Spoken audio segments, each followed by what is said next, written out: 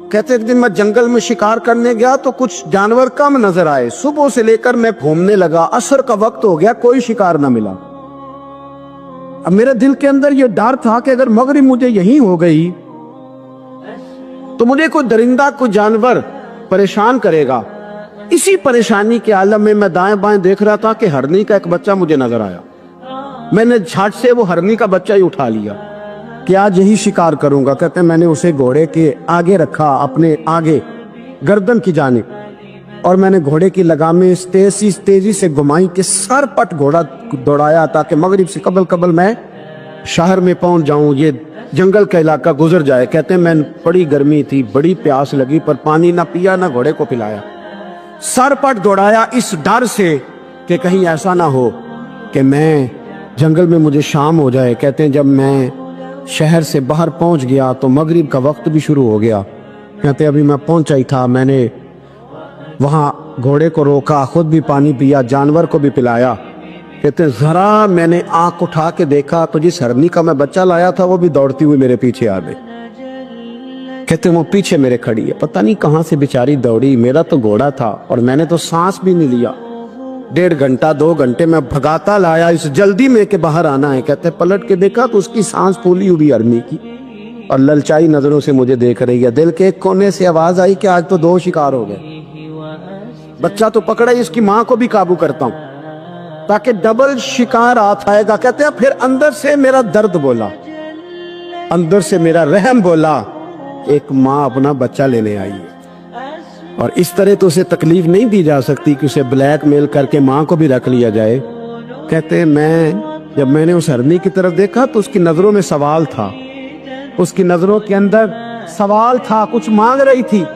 कहते मैंने उस बच्चे की पुश्त पर हाथ फेरा, फिर मैंने बच्चा छोड़ दिया।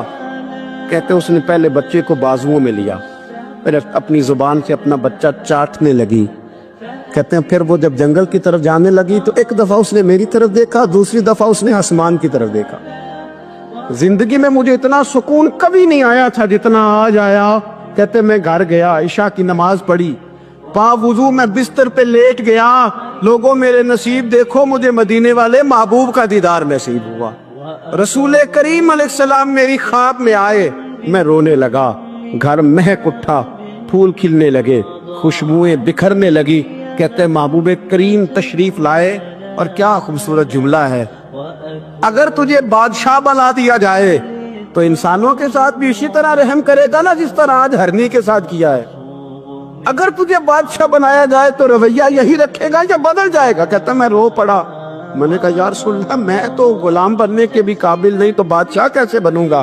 फरमाया तेरी आज की अदा बड़ी पसंद आई है, अर्श के मालिक ने तुझे बादशाह बनाने का फैसला कर लिया।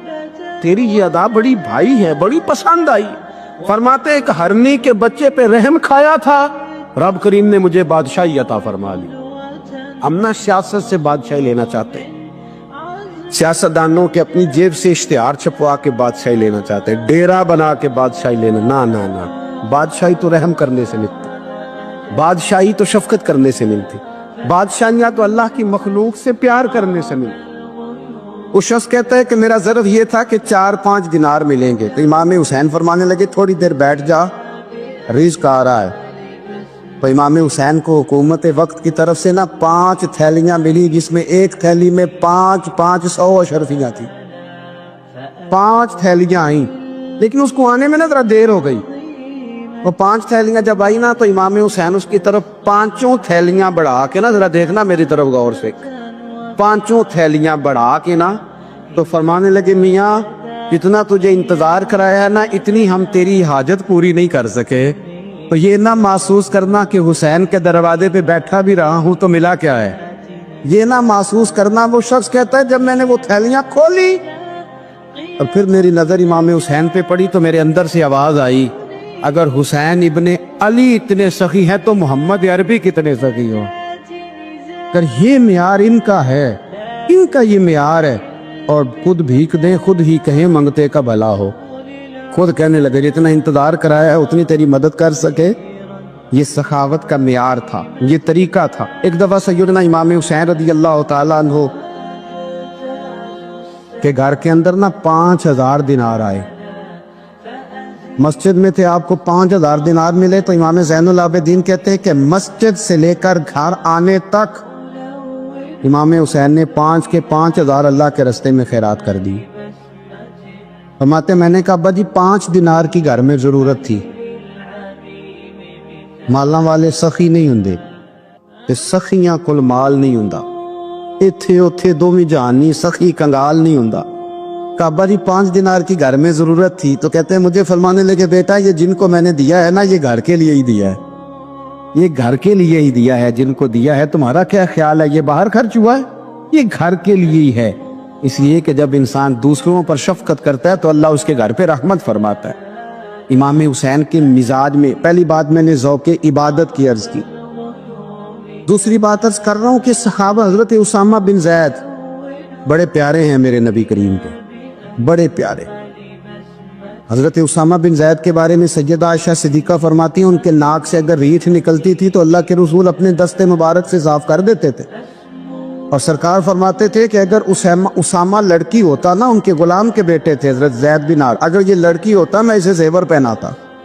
بڑے پیارے تھے، لیکن جب ان کا آخری وقت آیا نا تو 60,000 دینار کا قرضہ تھا، رشتہ داروں سے کہا، دوستوں سے کہا، یاروں سے کہا، اور قرض ادا نہیں ہو رہا تھا۔ حضرت اسامہ بن زید کہتے ہیں بڑا پریشان تھا۔ جب حد ہو گئی نا تو حضرت اسامہ بن زید فرمانے لگے جاؤ کوئی حسین ابن علی کو خبر کرو، ان سے کہو میں نا غلام ہوں آپ کے نانا کا، مقروض دنیا سے چلا گیا تو کیا بنے گا۔ امام حسین کو خبر ملی تو دوڑے آئے۔ لاجپال اس پیر کو نہیں کہتے جو تگڑا نذرانہ لے کے تو ماتھا چوم لے، لاجپال تو اس کو کہتے ہیں کہ جب ضرورت پڑے تو وہ سر پہ موجود ہو۔ حضرت سیدنا امام حسین تشریف لائے تو جناب اسامہ بن زید رو پڑے، کہنے لگے حضور میں نے نا غلامی کی ہے آپ کے نانا کی، اور اس غلامی پہ ناز ہے، اب 60,000 دینار کا قرضہ لے کے دنیا سے جاؤں گا تو میری قبر پہ بوجھ رہے گا۔ امام حسین خادم کو بھی کہہ سکتے تھے جاؤ گھر پیسے پڑے ہیں لے آؤ، امام حسین خود گئے، چادر روڑ کے تو اس کی اوٹ میں بکل میں 60,000 دینار چھپا کے لائے، اور جناب اسامہ بن زید کے سامنے رکھ کے کہنے لگے اسامہ یار پیسے رات کو ہی آئے تھے، میں سوچ رہا تھا مجھے تو ضرورت نہیں، اللہ نے کس کا نصیب میرے گھر میں بھیج دیا، مجھے تو حاجت ہی نہیں تھی، اب پتہ چلا پیسے تیرے تھے، اللہ نے حسین کی ڈیوٹی لگائی ہے کہ جا کے دے آ۔ حضرت اسامہ بن زید رو پڑے، فرمانے لگے اللہ آپ کو بہترین صلہ عطا فرمائے۔ امام بڑا ہی پیار کرتے تھے، گھوڑے پہ جا رہے تھے، کچھ فقیر غریب لوگ بیٹھ کے روٹی کھا رہے تھے، کھا رہے تھے سڑک کے کنارے، تو امام زین العابدین فرماتے ہیں کہ جب امام حسین گزرے تو انہوں نے آواز دی حضور دل کرتا ہے ہمارے ساتھ بیٹھ کے روٹی کھائیں۔ کائنات کے مالک و مختار کے نواسے اور دنیا کے سب سے بڑے شہزادے گھوڑے سے اترے اور غریبوں کے ساتھ سڑک پہ بیٹھ گئے، روٹی کھانے لگے اور دیر تک کھاتے رہے، اور جب فارغ ہو گئے تو فرمانے لگے کھانے کی ضرورت بھی نہیں تھی، حاجت بھی نہیں تھی، پر تم نے آواز دی تو دل رکھنے کو بیٹھ گیا تھا، اگر اجازت دے تو چلا جاؤں۔ یہ مزاج تھا، یہ طبیعت تھی۔ آپ کے ایک بھائی ہیں چھوٹے حضرت محمد بن حنفیہ نام ہے، حضرت مولا علی شیر خدا رضی اللہ تعالیٰ عنہ کی دوسری بیوی سے۔ ایک دن حضرت امام حسین ان کے گھر میں بیٹھے تھے تو کسی بات میں نا اختلاف رائے ہو گیا، تو امام علی مقام ناراض ہو گئے، فرمایا آج کے بعد تیرے گھر نہیں آؤں گا، رومال اٹھایا چلے گئے۔ لوگوں نے حضرت محمد بن حنفیہ رضی اللہ تعالیٰ عنہ سے کہا حسین تو ناراض ہو گئے کبھی نہیں آئیں گے۔ آپ فرمانے لگے بھائی تمہارا ہے کہ میرا؟ جی بھائی تو آپ کے ہیں۔ فرمایا اگر کہو تو چند منٹوں میں حسین واپس آئے؟ کہا جناب ناراضگی ہو گئی ہے۔ فرمایا ناراضگی ہوئی ہے پر میں اس کے دل کی نرمی کو تو جانتا ہوں، اس کے مزاج کے اندر جو محبت ہے اس سے تو ابھی آئے۔ کہا جناب وہ کیسے؟ فرمانے لگے دیکھنا ذرا۔ تو امام حسین نے خط لکھا، حضرت محمد بن حنفیہ نے رکا لکھا، کہنے لگے حسین میرے باپ کا نام بھی علی ہے اور آپ کے باپ کا نام بھی علی ہے، پر ایک فضیلت ایسی ہے جس میں میں آپ کا مقابلہ نہیں کر سکتا، وہ یہ ہے کہ آپ سیدہ فاطمہ الزہرا کے لال ہیں، آپ محمد مصطفیٰ علیہ السلام کے نواسے ہیں۔ کہنے لگے بھائی جان آپ نے نانا جان کی وہ حدیث تو سنی ہوگی کہ دو لوگ ناراض ہو جائیں تو جو صلح پہلے کرے جنت میں پہلے جائے گا۔ فرمانے لگے دل میرا کر رہا تھا کہ پہلے صلح کر لوں، لیکن پھر بڑے بھائی کو پشت کروں گا جنت میں جاتے ہوئے، یہ بھی تو بے ادبی ہے نا۔ اب خط میں نے لکھ دیا ہے، آپ کا جو ارادہ ہو۔ امام حسین نے خط پڑھا تو آنکھوں میں آنسو آ گئے، پھر سے رومال اٹھایا۔ بچے پوچھنے لگے کہاں جا رہے؟ کہا بھائی کے گھر جا رہا۔ آپ تو ناراض تھے؟ فرمایا تھا ناراض، پر ہے تو میرا بھائی نا۔ ہو گئی بات ختم۔ بڑی دل میں نرمی، طبیعت میں سوز، لہجے میں گداز۔ حضرت امیر معاویہ رضی اللہ تعالیٰ عنہ نے ایک شخص کو بھیجا مدینہ منورہ شام سے، تو اس نے کہا میں نے امام حسین سے ملنا ہے، تعارف کیا ہے؟ جناب امیر معاویہ فرمانے لگے مسجد نبوی میں جانا جس کے گرد لوگ سب سے زیادہ ادب سے بیٹھے ہوں، اور جس کی باتیں سب سے زیادہ میٹھی ہوں، اور جس کی نظریں سب سے زیادہ جھکی ہوں، اور جس کے چہرے پر تمہیں سب سے زیادہ وقار نظر آئے، وہی علی کے بیٹے حسین ہوں گے۔ جو سب سے زیادہ تمہیں وہاں ماحول کے اندر جو شخص نظر آئے، پوچھنے کی ضرورت نہیں پڑے گی۔ وہ شخص کہتا میں مدینے آیا تو میں نے واقعی ایک شخص کو دیکھا، شہد کے گرد مکھیوں کا اتنا ہجوم نہیں ہوتا جتنا امام حسین کے گرد رسول اللہ کے غلاموں کا ہجوم تھا، لیکن نظریں جھکی ہوئی، باتیں میٹھی، لہجہ گداز گداز، لفظوں میں رانائی، اور لوگ کئی باتیں پوچھتے تو علی کے صاحبزادے ایک آدھ جملہ بولتے تو لگتا یہ کہ وہ جملہ سیدھا دل میں اترتا چلا جاتا ہے۔ امام علی مقام کے کردار میں نہ کچھ باتیں بڑی زیادہ تھیں، بہت زیادہ تھیں، بڑا حسن تھا۔ ایک بات تو یہ تھی امام حسین رضی اللہ تعالیٰ عنہ کا علم و فضل بڑا کمال کا تھا۔ ایک دفعہ صحابہ میں مسئلہ بن گیا کہ بچہ پیدا ہوتا ہے تو اس کا وظیفہ کیسے لگانا ہے۔ امام حسین کا علم و فضل بتا رہا ہوں، علم و فضل، تو بات بڑی پیچیدہ ہو گئی۔ حضرت عبداللہ ابن زبیر کے پاس لوگ آئے، کہنے لگے کہ آپ بڑے صاحب علم و فضل ہیں، آپ نے حضور علیہ السلام کے ساتھ وقت گزارا ہے، تو مسئلے کو حل کریں کہ بچہ پیدا ہونے کے بعد حکومت اگر وظیفہ لگائے گی تو کب لگائے گی؟ جب بحث طول پکڑ گئی، مسئلہ حل نہیں ہوتا تھا، تو حضرت عبداللہ ابن زبیر کہنے لگے ہم سے نہیں حل ہوگا، ایک بندہ ہے جس کے سینے میں رسول اللہ صلی اللہ تعالیٰ علیہ وسلم کے نور نبوت کا فیضان ہے، وہ یہ مسئلہ حل کریں گے۔ تو کہا وہ کون سے؟ آپ فرمانے لگے جب ہم سے مسائل حل نہیں ہوتے تو ہم ان کے علم سے فائدہ اٹھاتے ہیں۔ کہا کون ہے؟ کہا جناب امام حسین۔ تو لوگ حضرت امام حسین کے پاس گئے کہ حضرت یہ ایک مسئلہ الجھ گیا ہے کہ بچہ پیدا ہو تو وظیفہ کب لگانا ہے؟ فرمایا الجھنے والی بات ہی کوئی نہیں، پیدا ہونے کے بعد جب وہ پہلی دفعہ آواز نکالے تو اس کا وظیفہ لگا دو۔ اس کا مطلب یہ ہے کہ وہ دنیا میں آ گیا ہے، اس نے اپنے آنے کا اظہار کر دیا ہے، اعلان کر دیا ہے، اب اس کا وظیفہ لگا دو۔ تو اس پر پھر صحابہ کا اتفاق ہو گیا۔ امام حسین کے علم سے، فضل سے لوگ فیض اٹھاتے تھے۔ حضرت سیدنا امام حسین کی شہادت کے بعد حضرت عبداللہ ابن زبیر رضی اللہ تعالیٰ عنہ نے قاتلان حسین سے خطاب کیا اور فرمانے لگے اللہ کی قسم تم نے اس شخص کو شہید کیا ہے جو راتوں کو لمبے لمبے قیام کرتا تھا، اور تم نے اس شخص کو شہید کیا ہے جس سے میں دن میں جب بھی ملتا تھا تو وہ روزے سے ہوتا تھا۔ تم نے اس شخص کو شہید کیا جو قائم اللیل تھا، صائم الدہر تھا، اس شخص کو تم نے شہید کیا۔ آپ کو پتہ ہے میدان کربلا میں جب 9 محرم کو ابن سعد نے امام حسین سے کہا کہ جنگ کرو، اگر یزید کی بیعت نہیں کرنی، تو امام حسین نے فرمایا ایک رات کی مہلت دے دو، ایک رات کی مہلت دے دو۔ حضرت امام زین العابدین کہتے ہیں میں نے اپنے والد گرامی سے عرض کی کہ ابا جی آپ جہاد سے دور جانے والے تو ہیں نہیں، آپ تو جہاد سے پیار کرنے والے، اور یہ بھی پتہ ہے مجھے کہ یہ جنگ اب ہو کے رہے گی، تو ایک رات کی مہلت لینے کا معنی کیا ہے؟ بھئی کل بھی لڑنا ہے اور رات بھی لڑنا ہے، تو ابا جی ایک رات کی مہلت۔ تو سیدنا امام حسین رضی اللہ تعالیٰ عنہ فرمانے لگے بیٹا رات کی مہلت اس لیے لی ہے کہ میں آج رات کھل کے اپنے رب کی عبادت کر لوں، میں استغفار کر لوں، میں لمبے سجدے کروں۔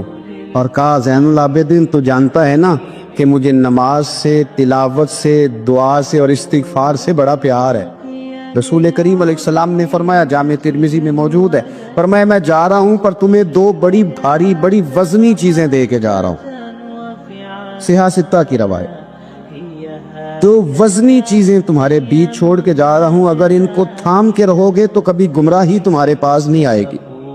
یا رسول اللہ وہ کون کون سی؟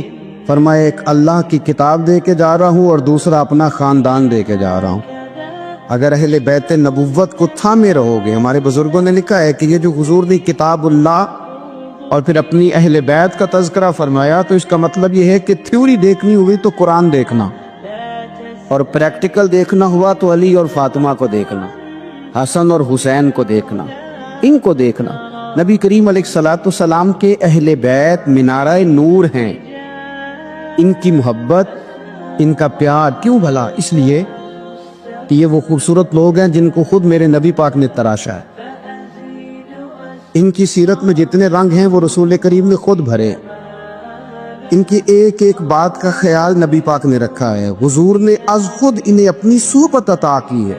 زیادہ دور نہیں تھا سیدہ فاطمہ کا گھر، مسجد نبوی کے ساتھ تھا، اللہ کے رسول دن میں 2 دفعہ جایا کرتے تھے، پھر بھی کبھی کبھی فرماتے فاطمہ میرا دل کرتا ہے آج میں رات تیرے گھر میں قیام کروں، تو سیدہ فاطمہ زہرا فرماتی ہیں کہ آمنہ کے لال اس طرح بھی میرے گھر میں قیام کرتے تھے کہ حضور چارپائی پہ لیٹتے تھے تو ایک کندھے پہ امام حسن کا سر ہوتا تھا اور دوسرے پہ امام حسین کا سر اقدس ہوتا تھا، اور فرماتی ہیں رات کو کبھی حسنین کریمین دودھ مانگتے تو میں اٹھتی دودھ دینے کے لیے، تو حضور فرماتے لیٹ جاؤ آج میرے ساتھ سوئے ہیں تو دودھ بھی میں ہی پلاؤں گا، تو محبوب اٹھتے ان کے لیے دودھ لاتے برتن سے نکال کے، حضور نے انہیں وقت دیا اور پھر ان کی چھوٹی چھوٹی چیزوں کا خیال رکھا۔ صحیح بخاری میں موجود ہے، تربیت پر توجہ دی۔ امام حسین تشریف لائے، ابھی عمر مبارک 7 سال کے قریب تھی، مسجد نبوی میں صدقے کی کھجوروں کا ڈھیر لگا ہوا تھا۔ چھوٹا بچہ جو ہوتا ہے نابالغ، اس پر شریعت کے احکامات نہیں آتے، صدقے کی کھجوروں کا ڈھیر تھا مسجد نبوی میں۔ یہ تربیت ہے، یہ ٹریننگ ہے جو اللہ کے محبوب نے خود انہیں عطا فرمائی۔ صدقے کی کھجوروں کا ڈھیر تھا، امام حسین حضور کے ساتھ آئے تو امام علی مقام نے نہ ایک کھجور اٹھا کے منہ میں رکھ لی۔ شارحین نے لکھا ہے لگتا یہ ہے کہ کئی دنوں کی بھوک تھی، کیونکہ یہ فاقہ اہل بیت کا بڑا محبوب ہے، مجبور نہیں تھے، وہ تو خزانوں کے مالک تھے، پر غریبوں سے محبت کی وجہ سے فاقے کیا کرتے تھے، یہ ان کی پسند ہے فاقہ کرنا۔ تو ایک کھجور امام علی مقام نے رکھ لی تو اللہ کے رسول نے گلے میں انگلی ڈال کے نکال دی اور فرمایا حسین یہ صدقہ ہے، یہ میری اہل بیت کے لیے درست نہیں ہے۔ حضور نے خود تربیت کی، اور پھر سیدہ فاطمہ الزہرا نے نا اپنے بچوں کو تراشا، ان پر محنت کی۔ میں اکثر گزارش کرتا ہوں دوستوں سے، میں کہتا ہوں کربلا کا واقعہ کوئی حادثاتی نہیں ہے، اس کے پیچھے پوری ایک لاجک ہے، اس کے پیچھے پورا ایک فلسفہ ہے۔ ایسے ہی کوئی آدمی 3 دن بھوکا پیاسا رہ سکتا ہے؟ کسی آدمی کو صبح اس نے کھانا کھایا اور شام تک کھانا نہ ملے تو ٹانگیں کانپتی ہیں۔ رمضان المبارک میں عبادت کی نیت سے روزہ رکھنے والے بھی شام کو بڑے پریشان ہو جاتے ہیں، پر مسلسل 3 دن کھانا نہ کھایا جائے اور پانی نہ پیا جائے، اور حال یہ ہے کہ وہی آدمی تلوار لے کے میدان میں نکلے اور اس کی حالت یہ ہو کہ لوگ اس کی آگے دوڑنا شروع کر دیں، ہزاروں کی فوجیں تاب نہ لا سکے۔ علی کا گھر بھی وہ گھر ہے کہ جس گھر کا ہر ایک بچہ جسے دیکھو وہی شیر خدا معلوم ہوتا ہے۔ یہ کوئی آسان ہے؟ اس کے پیچھے پوری ایک اس کے پیچھے فلسفہ ہے۔ امام راضی کی تفسیر کبیر دیکھیے گا، حضرت امام حسین کی وہ شخصیت تھی کہ مشکات میں حدیث ہے، نبی پاک صلی اللہ تعالی علیہ وسلم کی چچی جناب ام فضل صبح صبح گھبرائی حضور کی بارگاہ میں آئی، عرض کی یا رسول اللہ صلی اللہ علیہ وسلم آج میں نے عجیب خواب دیکھا ہے، میں ڈر گئی ہوں۔ حضور نے فرمایا چچی کیا دیکھا؟ عرض کی حضور میں نے دیکھا ہے کہ آپ کے وجود کا گوشت کا ایک ٹکڑا کٹ کے میری جھولی میں آ گیا۔ حضور یہ کیا ہے؟ تو محبوب خواب سن کے مسکرائے، فرمایا چچی یہ پریشانی والا خواب نہیں، یہ تو خوشی والا خواب ہے، اللہ فاطمہ کو بیٹا عطا کرے گا اور وہ تیری گود میں کھیلا کرے گا، چونکہ وہ میرے وجود کا ٹکڑا ہوگا لہذا خواب تجھے یہ آئی ہے۔ تو امام حسین پیدا ہوئے، امام حسن کی عمر ابھی 11 مہینے تھی، تو نبی پاک نے امام حسین کو جناب ام فضل اپنی چچی کی گود میں دے دیا کہ فاطمہ کے لیے دونوں بچے سنبھالنا مشکل ہوگا۔ وہ خواب اس طرح پوری ہوئی۔ امام حسین سے حضور نے بڑا پیار کیا، بڑی محبت فرمائی نبی پاک سے۔ کچھ حدیثیں میں نے جمعے میں عرض کی تھی، حضرت ابو ہریرہ رضی اللہ تعالیٰ عنہ کہتے ہیں یہ واحد بچہ تھا حضور کے گھرانے کا کہ میں نے دیکھا کہ نبی پاک صلی اللہ علیہ وسلم بیٹھے تھے تو یہ حضور سے کہہ رہے ہیں، نبی پاک سے کہ نانا جی اٹھ کے کھڑے ہو. کہتے حضور کھڑے ہو گئے تو کہنے لگے میں نے آپ کے برابر جانا ہے. بچے جو مرضی ضد کر لیتے ہیں نا. قد چھوٹا تھا، عمر 7.5 سال تھی. کہنے لگے نانا میں نے برابر جانا ہے. تو نبی پاک صلی اللہ علیہ وسلم نے ہاتھ پکڑ لیے، فرمایا چل پھر ہو جا برابر. تو حضرت ابو ہریرہ کہتے ہیں انہوں نے حضور نے ہاتھ پکڑے اوپر کھینچا تو امام حسین نے پہلے اپنے پیر حضور کے گھٹنوں پہ رکھے، پھر نبی پاک کے سینے پہ رکھے، اور جب ان کا قد سر تھوڑا سا حضور سے اونچا ہو گیا تو محبوب فرمانے لگے چل بس کر، تو نے تو کہا تھا آپ کے برابر ہونا ہے، تو اوپر نکل گیا ہے، چل بس کر. فرماتے پھر امام حسین نے زبان باہر نکالی تو محبوب ان کی زبان چوسنے لگے، پھر ساتھ لٹا لیا اور انہیں سونگنے لگے. تو میں نے عرض کی حضور آپ حسین کو سونگتے کیوں ہے؟ تو فرمایا ابو ہریرہ مجھے حسین کے وجود سے جنت کی خوشبو آتی ہے، مجھے حسین کے وجود سے جنت کی. ایک دن حضور گزر رہے تھے، اصل اس طرح تھا کہ یہ نبی پاک کا حجرہ تھا. جن لوگوں کو اللہ نے مدینے کی زیارت کرائی ہے وہ جان سکتے ہیں نبی پاک کا حجرہ تھا. تو حضور کے حجرے کی اس جانب یعنی مسجد کی جو بالکل سیدھ ہے اس کی بیک میں سیدہ فاطمہ رہتی. تو حضور اکثر میں نماز کے لیے جب نکلتے تو حضرت فاطمہ کے حجرے کے پاس سے ہو کر دوبارہ محراب میں جاتے. محبوب حجرے کے پاس سے گزرے تو امام حسین رو رہے تھے، تو حضرت فاطمہ نے کسی بات میں جھڑک دیا تو امام حسین رونے لگے. تو نبی پاک نماز کے لیے گئے تو واپس لوٹ آئے اور واپس تشریف لا کے کہا فاطمہ حسین کو کیا ہوا؟ عرض کی یا رسول اللہ تنگ کر رہے تھے میں نے ڈانٹ دیا ہے. کیا خوبصورت جملے ہیں حدیث پاک میں. سرکار نے فرمایا فاطمہ اس کو حسین کو نہ رونے نہ دیا کر، یہ جب روتا ہے نا تو میرے دل کو تکلیف ہوتی ہے. تو بی بی صاحبہ کہتی ہیں یہ حکم آیا نبی پاک کا میرے نا، پھر میں نے ڈانٹنا چھوڑ دیا. یہ ان کے فضائل تھے، ان کی تربیت خود نبی پاک نے فرمائی. پہلی بات تو یہ ہے کہ نبی پاک نے دعا مانگی تھی یا اللہ میرے گھر والوں کو زیادہ روزی نہ دینا، انہیں ایک وقت روٹی دینا، ایک وقت کی بھوک دینا. یہ جو 10 دن کربلا میں انہیں ٹینشن نہیں نہ ہوئی، انہیں عادت تھی فاقہ کرنے، انہیں 3 دن وصلی روزے رکھنے کی عادت تھی. پہلی بات. دوسرا یہ کہ جہاد کی تربیت حضور خود کراتے. حضرت فاطمہ الزہرا کہتی میں پردے کے پیچھے دیکھ رہی تھی، نبی پاک نے امام حسن اور حسین سے فرمایا چلو میرے سامنے کشتی لڑو. تو دونوں حضرات آپس میں جب کشتی لڑنے لگے تو نبی پاک نا امام حسن کو کہتے حسن حسین کو ٹانگوں سے پکڑو، حسن حسین کو پیچھے سے پکڑو. جب نبی پاک بار بار امام حسن کو بتا رہے تھے تو سیدہ پیچھے سے بول پڑی، کہنے لگی یا رسول اللہ آپ چھوٹے کو بتائے آپ بڑے کو بتا رہے. بڑا تو پہلے 11 مہینے بڑا ہے تو آپ چھوٹے کو بتائے بڑے کو بتا رہے. تو فرمایا فاطمہ تو چپ کرنا، جو میں دیکھ رہا ہوں تو نہیں نہ دیکھ رہی، ایک کو میں بتا رہا ہوں دوسرے کو جبریل امین بتا رہے ہیں. لیکن اس کے ساتھ ساتھ امام حسین رضی اللہ تعالیٰ عنہ کا جذبہ جہاد، امام حسین کی استقامت. آج لوگ ادھر ہوتے ہیں جس طرف ہوا کا رخ ہوتا ہے. آج لوگوں کی سوچوں کا زاویہ یہ ہے کہ جدھر رش زیادہ ہوگا ہم بھی ادھر جائیں گے. ہم یہ نہیں دیکھتے حق کس طرف ہے، ہم یہ دیکھتے ہیں رش کس طرف ہے. امام حسین رضی اللہ تعالیٰ عنہ نے رش نہیں دیکھا، حق دیکھا. امام حسین رضی اللہ تعالیٰ عنہ استقامت کے وہ پہاڑ ہیں، معمولی آدمی نہیں تھے. فرزق شاعر کہتا ہے کہ میں نے امام حسین سے کہا تھا، میں نے کہا لوگوں کی تلواریں یزید کے ساتھ ہے پر دل آپ کے ساتھ ہے، دل آپ کے ساتھ ہے. امام حسین رضی اللہ تعالیٰ عنہ نے زمانے کے حالات نہیں دیکھے، حق اور سچ دیکھا. جتنی چیزیں انسان کو کمزور کر سکتی ہیں وہ ساری امام حسین پہ طاری کی گئی. جتنی چیزیں وطن چھوڑنا کتنا کو مشکل ہوتا ہے. شالا پردیسی کوئی بھی نہ تھی وے کخ جنا تو پارے. حضرت سلطان باؤ فرماتے ہیں بچو پردیسی ہونا کوئی آسان ہے؟ جس آدمی کا کسی چھوٹے سے گاؤں میں بھی مکان ہو چھوڑنا پڑ جائے تو روتا ہے. تو مجھے بتاؤ جس نے اپنا سارا بچپن مدینے میں گزارا ہو، آج جو ایک ہفتہ مدینے رہ کے آتے ہیں ان سے واپس نکلنا مشکل ہوتا ہے. لیکن امام حسین حق کا رستہ تھا، وطن کی قربانی دی، اور معمولی وطن نہیں مدینے جیسا وطن. اور جب کھڑے تھے نا امام حسین رضی اللہ تعالیٰ عنہ رجب میں نکل رہے تھے مدینے سے، تو کوئی شاعر کہتا ہے دور کھڑے ہو کہ انہوں نے گویا کہا تھا آقا تیرے کرم کے خزینے کی خیر ہو، میں جا رہا ہوں تیرے مدینے کی خیر ہو۔ امام حسین نے وطن چھوڑا، کوئی لغزش نہیں پیروں میں، کوئی نہیں۔ شہزادوں والی زندگی تھی، مسجد نبوی کے امام تھے، نبی کریم علیہ السلام کے روضہ اطہر پر تشریف رکھتے تھے، زمانہ حیا کرتا، شان و شوکت تھی، پر حق کے لیے چھوڑا، نکل کر خانقاہوں سے ادا کر رسم شبیری۔ اور پھر بڑا مشکل ہوتا ہے، اس شخص کے ساتھ بچے اور عورتیں ہوں، وہ تو یہ کہہ کے لڑائی سے جان چھڑاتا ہے کہ میرے ساتھ فیملی ہے، نہ ہوتی تو تجھے بتاتا۔ پر امام حسین کو اولاد بھی کمزور نہیں کر سکی، عورتوں کا ساتھ ہونا کمزور نہیں کر سکا۔ پھر امام علی مقبوق کتنا مشکل کام ہے۔ آج لوگ کہہ نہیں دیتے کہ میں تو اس لیے گناہ کرتا ہوں کہ رشوت اس لیے لے لیتا ہوں کہ بچے چھوٹے ہیں۔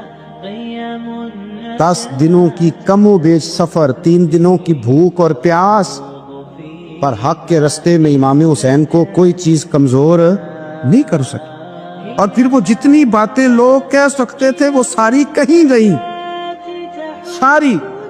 اور آ کے عرض کرنے لگا، حضور یہ کوئی معمولی دشمن نہیں، یہ وہ ظالم ہیں جو لاشوں پہ بھی گھوڑے دوڑا دیتے۔ تو امام علی مقام فرمانے لگے، جو شہادت کا جذبہ لے کے نکلے وہ پھر انجام نہیں دیکھا کرتا۔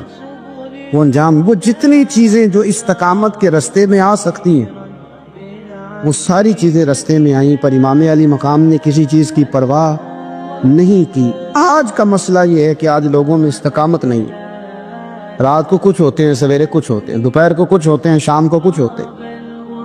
ہمارا کل انداز تکلم کچھ اور ہوتا ہے، صبح کچھ اور ہوتا ہے۔ امام علی مقام میدان میں رہے، ایک میت گھر میں ہو جائے تو کئی دنوں تک آنکھ کھلتی نہیں، ہوش رہتا نہیں۔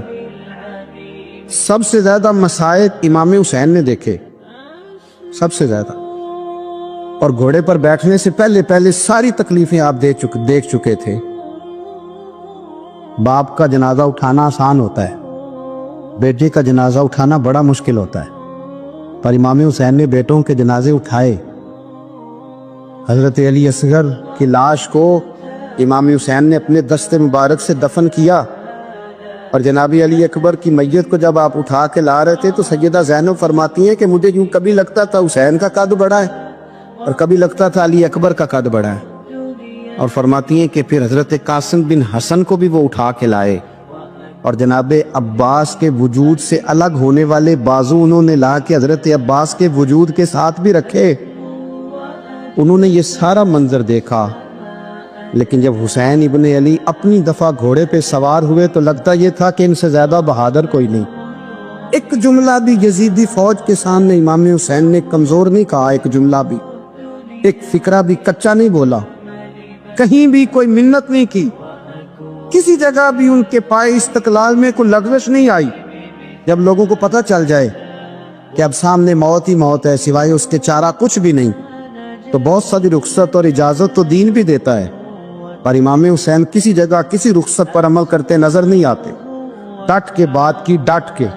اور پھر جب میدان میں نکلے، اللہ اکبر، تو ابن سعد کہنے لگا کہ اگر 2 کر کے ایک کر کے جاؤ گے تو یہ 45,000 کا لشکر سارا حسین کاٹ ڈالے گا، یک بارگی حملہ کرو گے تو بات۔ اتنی استقامت، اتنا۔ آج تو لوگ ڈپریشن کے مریض ہیں، آج تو لوگ ٹینشن کے مریض ہیں، ہر دوسری بات میں لوگ کہتے ہیں وہ بڑا، پر کس بات سے؟ مطلب کیا آپ نے زندگی میں صرف جاب نہیں مل رہی، صرف بیماری آ گئی، صرف خرچہ نہیں گھر میں بڑا، کس بات کا ڈپریشن؟ امام حسین کی زندگی بتلاتی ہے وہ لوگ بھی کوئی دنیا میں کمال حاصل کر سکتے ہیں جو چھوٹی چھوٹی بات پہ روتے ہیں۔ مال بھی ہے، جوانی بھی ہے، گھر بھی ہے، مکان بھی ہے، بچے بھی ہیں، عزت بھی ہے، صرف پیسے نہیں۔ اور انسان ہے کہ آنکھیں نہیں کھل رہی، وہ سمجھتا میں کسی کام کا ہی، فقط پیسے نہیں بس۔ او خدا کے بندو، امام علی مقام نے فرمایا سارا کچھ لٹا کے بھی جو میدان میں کھڑا رہے اسے حسین ابن علی کہا جاتا ہے، اسے حسین ابن علی کہا جاتا ہے۔ حسین ابن علی کی شان رفت کوئی کیا جانے، حسن جانے، علی جانے، نبی جانے، خدا جانے، کون جانے امام علی مقام کا معیار۔ تو امام حسین رضی اللہ تعالیٰ عنہ کی زندگی ہمیں بتاتی ہے کہ ذوق والی عبادت کرو، امام حسین کی زندگی ہمیں بتاتی ہے کہ جب تم سخاوت کرو تو پھر اپنی حیثیت سے بڑھ کر کرو، اور امام حسین کی زندگی ہمیں بتاتی ہے کہ دل میں کسی کے لیے کوئی بات نہ رکھو، صلح کرنے میں پہل کرو، محبتیں کرنے میں آگے بڑھو۔ اور امام حسین کی زندگی ہمیں بتلاتی ہے کہ جب دنیا میں تم نے کچھ کرنا ہے تو پھر ڈٹنا بھی سیکھو، پھر کھڑے ہونا بھی سیکھو۔ یہ نہ دیکھو کہ حالات، امام حسین نے ایک دن بھی حکومت نہیں کی، یزید نے 4.5 سال کی، لیکن قیامت تک دلوں پہ حکومت امام حسین کی رہے گی، امام حسین کی رہے گی، اس لیے کہ ان میں استقامت تھی۔ امام حسین کے ساتھ اس وقت 72 لوگ تھے، لیکن آج کائنات کا ذرہ ذرہ امام حسین کے ساتھ ہے۔ اس کا مطلب ہے وقت لگتا ہے، نظریہ غالب آ ہی جایا کرتا ہے، تو استقامت والی زندگی گزارے۔